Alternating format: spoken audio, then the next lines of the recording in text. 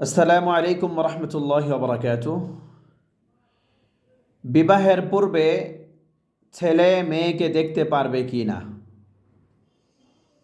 তো প্রথম কথা হচ্ছে, বিবাহ এটা একটা লম্বা সময়ের জন্য করা হয়। তো এক্ষেত্রে একে অপরকে দেখে পছন্দের একটা বিষয় আছে। সেই জন্য শরীয়তে ইসলামের মধ্যে ছেলে মেয়েকে দেখে পছন্দ করবে, এটার অনুমতি রয়েছে। হাদিস থেকে বিষয়টা জানা যায়। হজরত আবু হুমায়দ রাদিয়াল্লাহু আনহু থেকে বর্ণিত, নবী সাল্লাল্লাহু আলাইহি ওয়াসাল্লাম বলেছেন, ইদা খাতাবা আহাদুকুম ইমরাআতান ফালা জুনাহা আলাইহি আন ইয়ানজুরা মিনহা। তোমাদের মধ্যে কেউ যদি কোনো নারীকে বিবাহের প্রস্তাব করে, বিবাহ করার উদ্দেশ্যে তার সাথে কথা বলে, তখন সে তাকে দেখতে পারবে। অর্থাৎ বিবাহের উদ্দেশ্য যদি হয় তাহলে একে অপরকে দেখতে পারবে।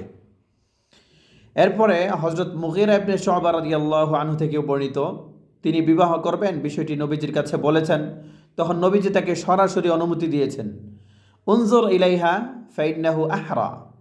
তুমি তাকে একবার দেখে নাও, তাহলে এটা তোমার মাঝে আর তার মাঝে মহাব্বত, ভালোবাসা বৃদ্ধি পাবে, বৃদ্ধির কারণ হবে। এই জন্য বিবাহের পূর্বে একে অপরকে দেখে নেওয়াটা অত্যন্ত জরুরি। সমাজের বাস্তবতা আমাদের সামনে চরমভাবেই উপস্থিত, যেটা আমরা দেখি অনেক ক্ষেত্রে বিবাহের পরে ঘর সংসার ভেঙে যায়। কেন?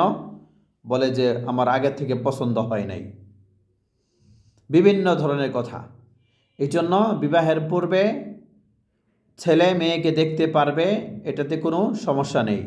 বাকি শর্ত একটাই, যে বিবাহের উদ্দেশ্যে দেখবে, এমন না যে অন্য কোনো উদ্দেশ্যে দেখবে, এটা জায়েজ নাই। শুধুমাত্র বিবাহের উদ্দেশ্যে মেয়েকে দেখতে পারবে।